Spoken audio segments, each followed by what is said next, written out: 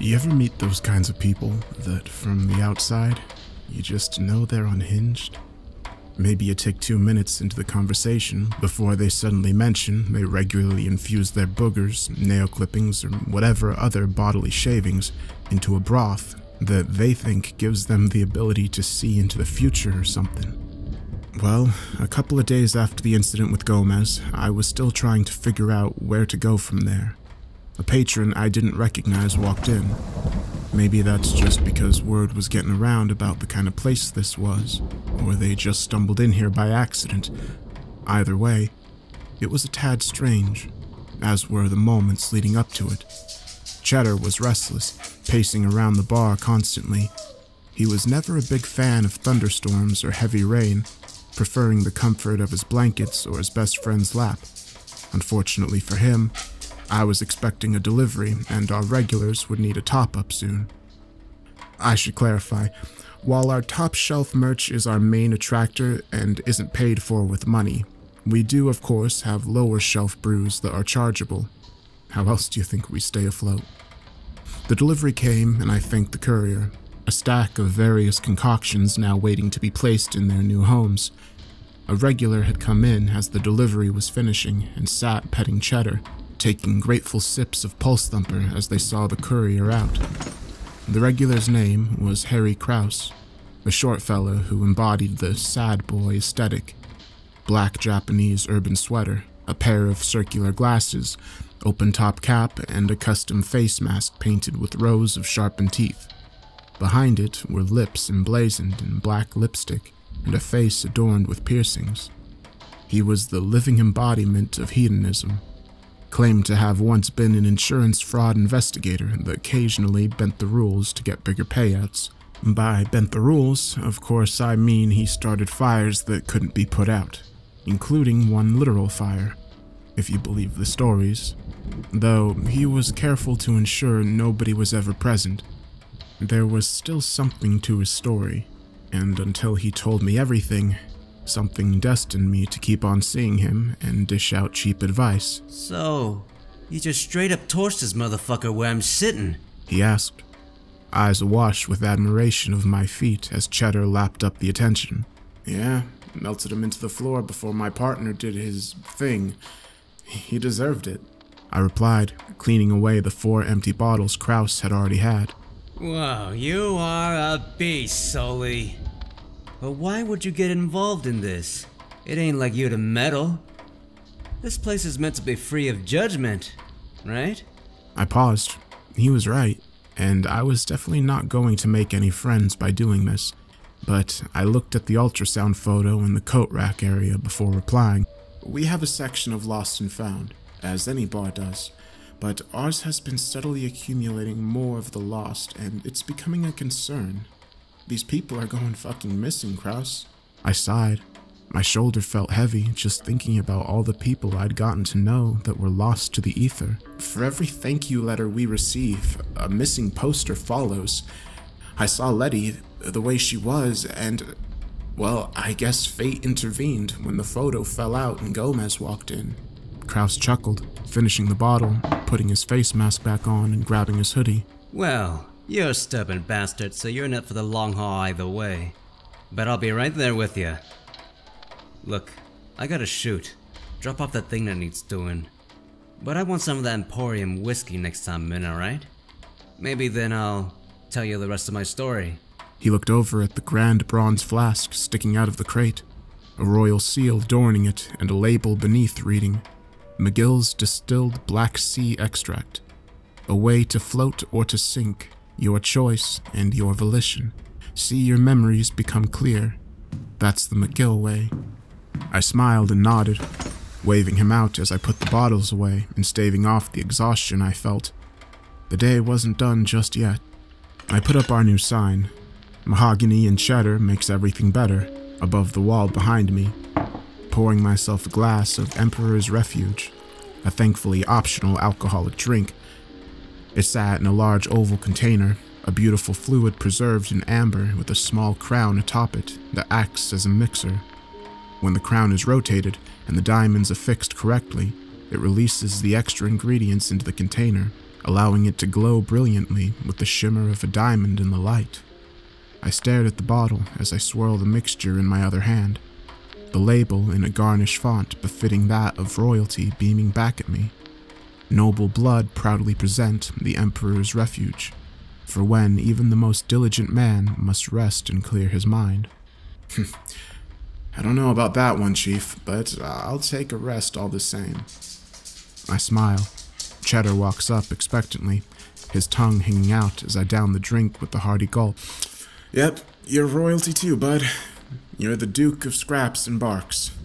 I pet him as he licks my hand. A brief moment of reprieve before the sound of thunder and the door being kicked open causes him to sit upright and bark, shattering the tranquility.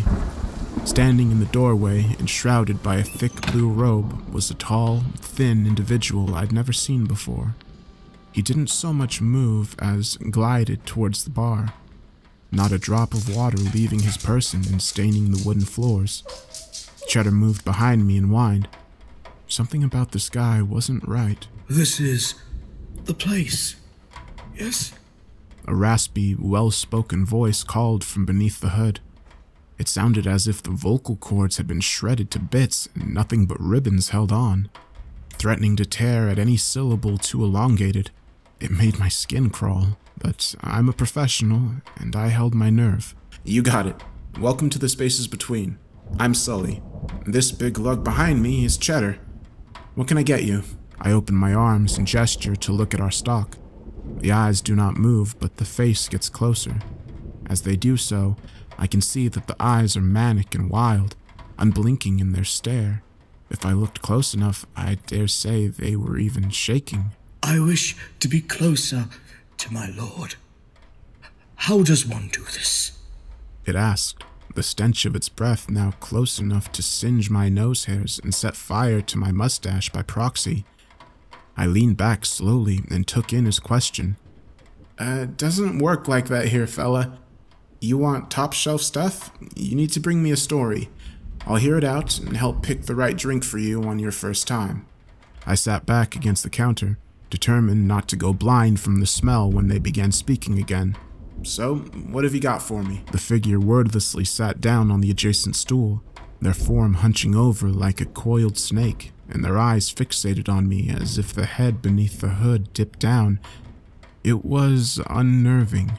I was a lost soul before I found godliness.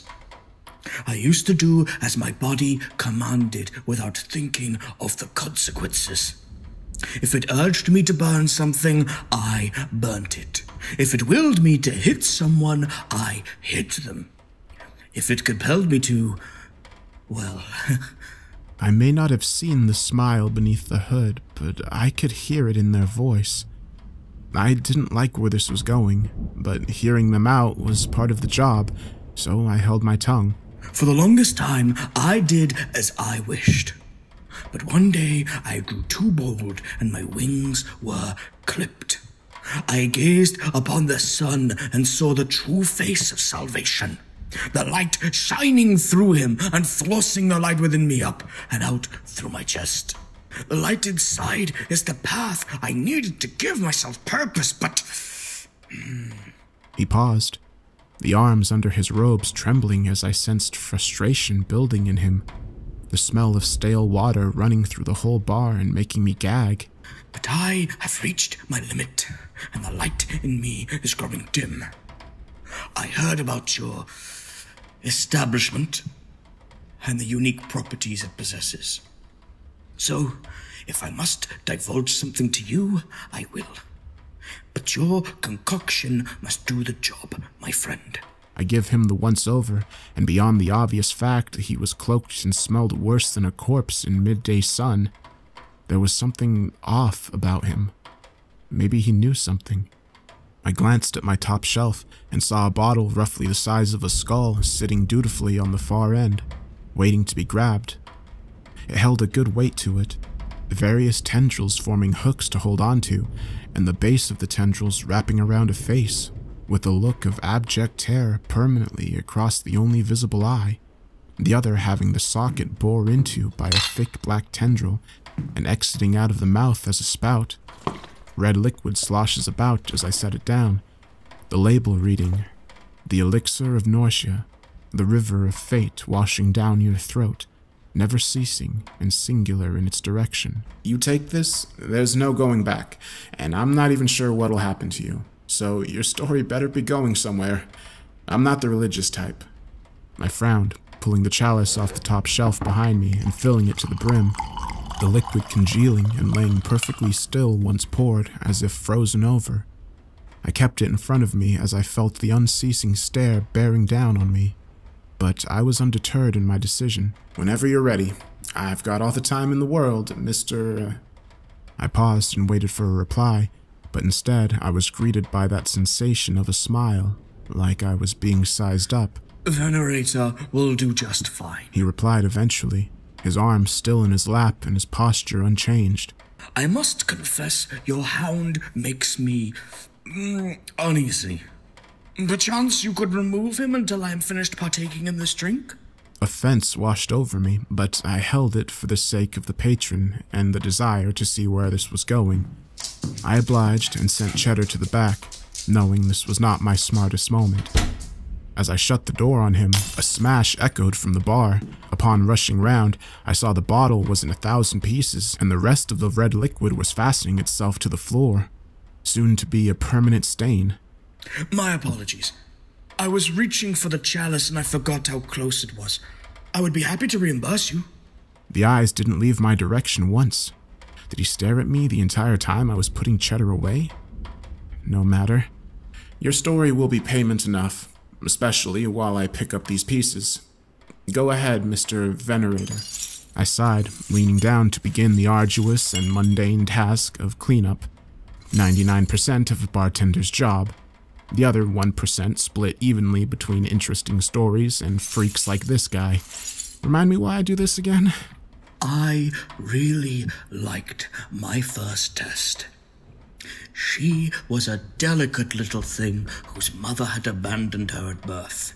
The rest of the litter had cut her out and she would never survive. Master told me the light in her would be best suited added to my own, but it had to be cleansed from her. So, like any dutiful pilgrim, I took the flames of purity to her and stripped the light from her flesh once the fur had melted away." He paused. I could hear the shiver from under the bar as he gasped. "The screams were like a private performance for me. I still get tingles now." I started picking up the bigger pieces. In the reflection, I saw that Venerator had set back down the chalice, and that his eyes were no longer set on me. Unease washed over me, but I continued to clean. "What happened after that? Surely your master didn't just grant you a seat on the council?" I quipped, hoping my humor would ease the tension, but it didn't. "He told me I couldn't be present for the graduation ceremony, that I had a more important job to undertake. My second assignment was dull compared to the final one. I was to gain his favor by ensuring his actions were seen to the end, no matter what it...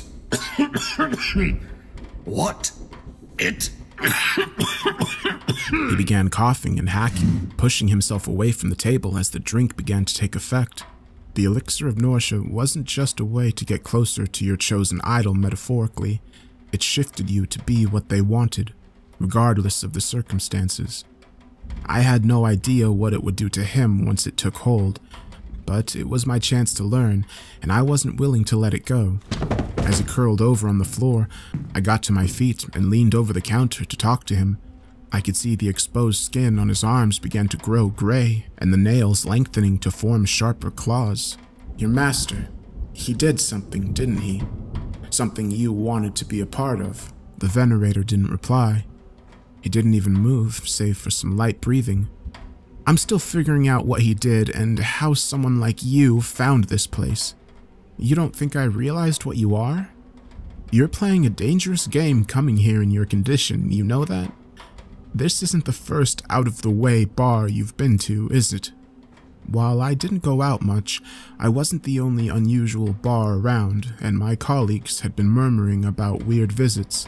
Strange hooded people asking for very specific top-shelf concoctions that they should have had no idea about, with stories that seemed too far strange to be real. I'd even known a few places to go dark not long after mentioning this, so I'd been mindful of newcomers since then. What did your master want with Letty? She's just an ordinary woman. She led a good life. Help me understand. I leaned down to pick him up, and I could see his body shaking, a weak laughter emanating from behind the cloak. A hand appeared before I could react and lifted me up to my feet with ungodly force, the frame now standing up and becoming taller as it did so, far taller than before. I kicked my legs, but I couldn't find any footing or area to reach. I was completely at his mercy, the voice no longer raspy as it spoke, but booming and guttural. She was a crucial part of the Ascendancy. Reverence and Disquiet saw the potential in her and told our master she was the one. They were tasked with taking her memory while our master fed on her essence. Taking a light before it has a chance to glow brings extra brilliance to his hue, helps him form into this world better. Venerator's eyes now filled with such joy, and for the first time, I could see something beneath it. A swirling mass of tendrils running across scarred and leathery skin with exposed pink flesh, the nose stripped to the bone and his eyes hanging in jagged sockets. But my job was special. Master took my light and dimmed it just enough that I'd send out the signals for your bar to appear. Master said this is how people locate you when they need you the most. I began sweating. My vision blurred and my chest felt hot as I gasped for air that wasn't coming. The feeling of malice seemingly pulsating through his arms and transferring to me. It was borderline palpable. His teeth were visibly shaking as he smiled. This was the face of an animal, not a person. I don't understand, but I am just a pilgrim, so I need only follow.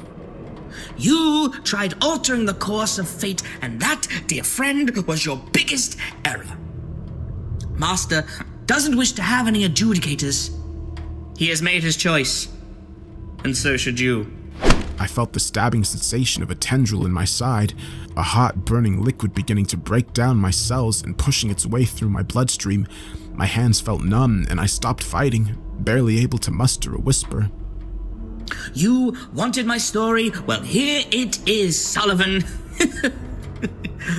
What message would you like me to tell the master? He called out with glee, pulling my body towards his face so he could hear my last gasps of air.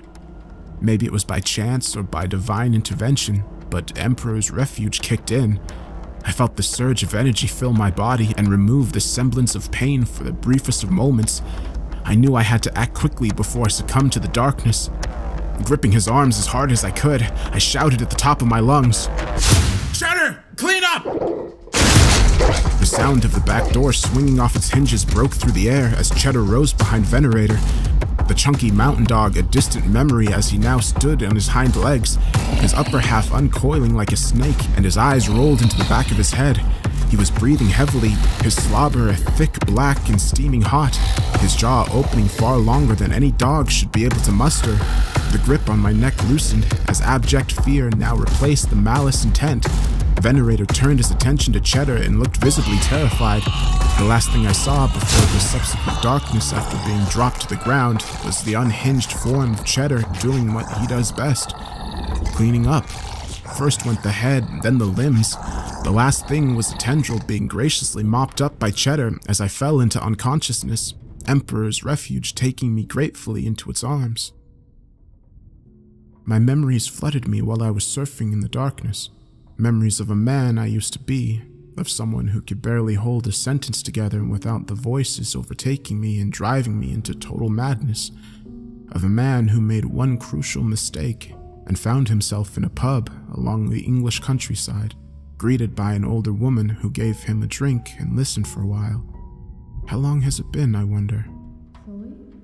Sully, what happened to you? Pain riddled my body as I felt my consciousness being thrown toward the light at an alarming pace, the whiplash coming with a fresh level of pain that steadily rose the more aware I became. My stomach felt like it was rotting away, and I could no longer feel my legs.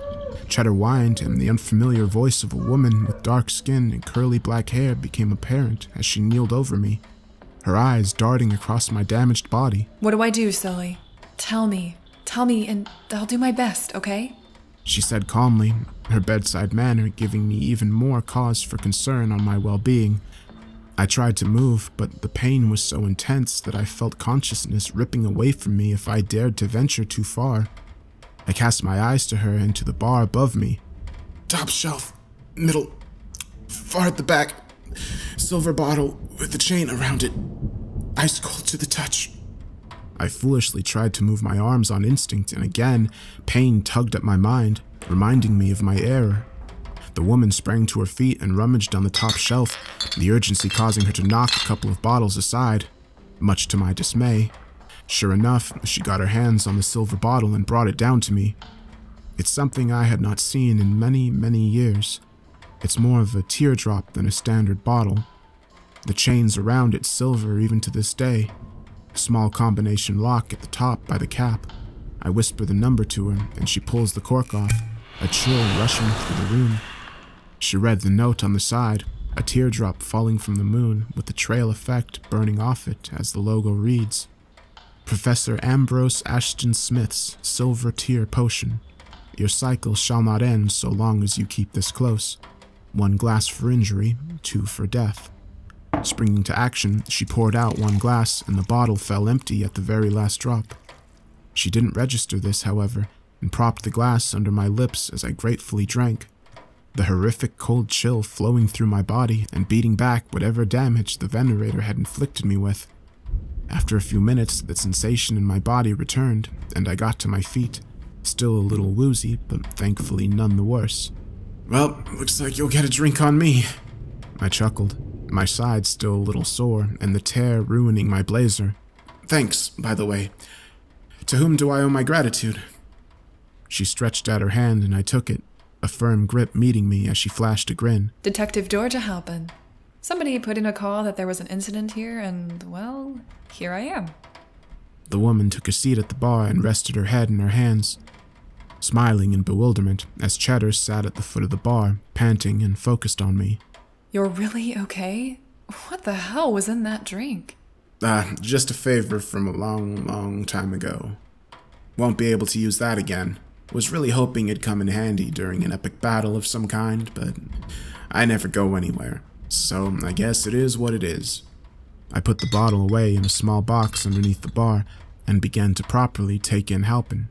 She was in her late 20s, athletic, and sporting a smart casual attire that suggested she took her job seriously but enjoyed being sociable. A definitive uptake from Mr. Sewer Nightmare earlier on. Her hair was tied in a bun with a long golden pen in the center. So, how does this place work?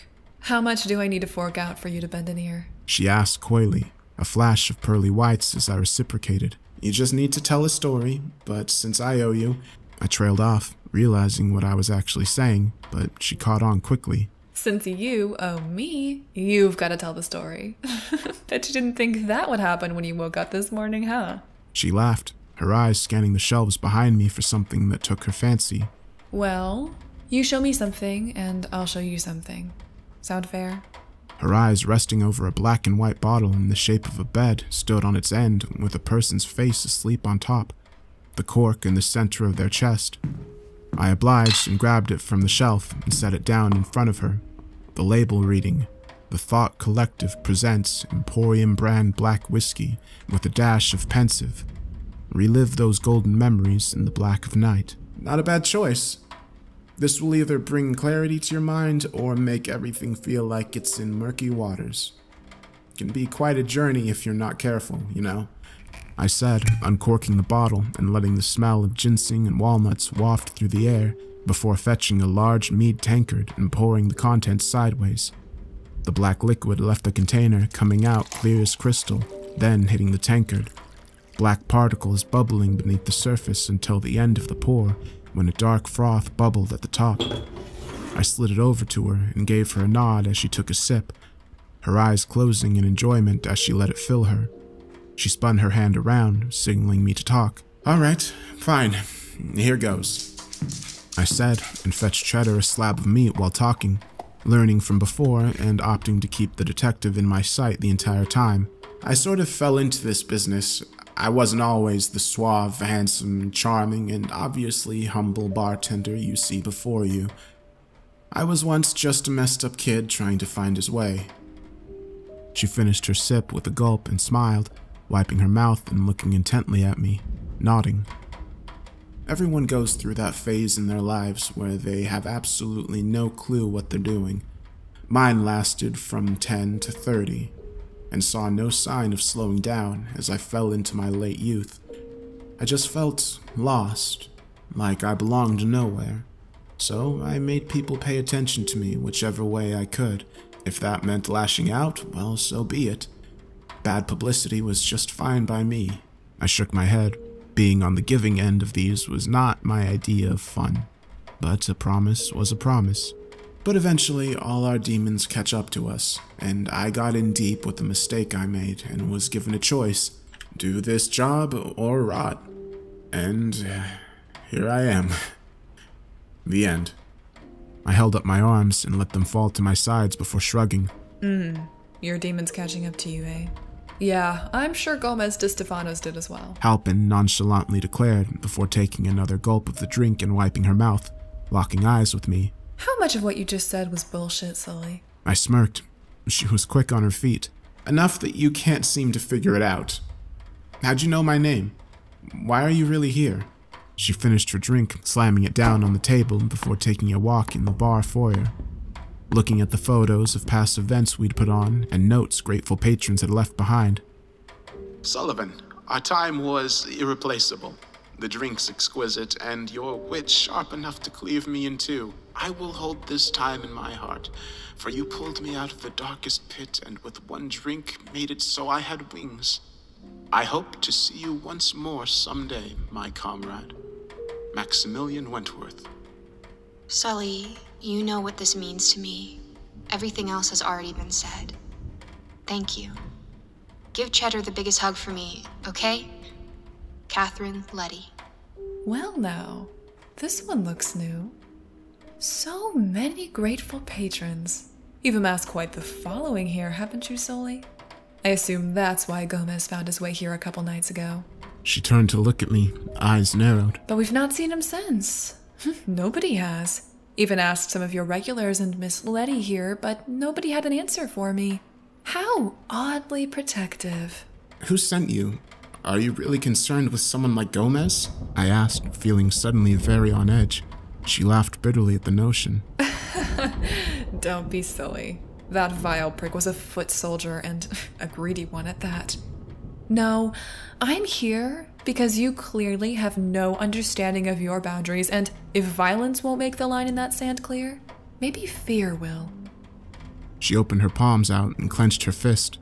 A pity, really. I like this drink. But temperance finds its work is never done. Without a second to respond, she began punching her stomach over and over until the drink she'd consumed moments ago poured out of her like a black cloud through gags and belches. It formed a haze that quickly turned into a cloud. In it, I could see figures moving around as the images became clear and an apartment room could be made out. It was a dark apartment room with a row of plants in the corner, sitting dutifully and waiting for water.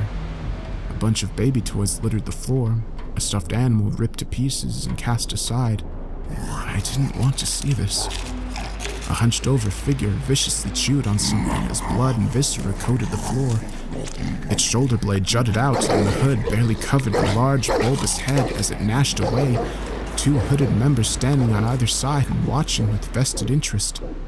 The bar darkened, and even the sounds of Cheddar barking were muted as the thing in the haze clicked its back, straightened up and turned, huge black eyes falling upon me as mandibles clicked and blood-covered pedipalps shivered, laughing maniacally unseen amid the smoke and haze. I knew that whatever I was staring at was beyond any weird story, gruesome tale, or bizarre encounter I'd had to that point. It was something that, for the briefest of moments, created a fear in me that screamed to close the bar and move, but once you start something like this, you cannot stop. I knew that. There was something preying on my patrons, and I couldn't ignore it. Still, in that moment, amid those blackened clouds, I felt a sliver of fear that so many victims had fallen prey to. What I was so worried would continue to befall them if I stood idly by when they came to me for help. The black eyes shimmered and the voice resonated through me, ringing out long after the warning was delivered and I had been left in the dark bar. Cheddar sat with me on the floor as I stared at the empty bottle of Emperor's Refuge and lamented on the clarity it could give me, the words swelling and bursting in my skull. I'll see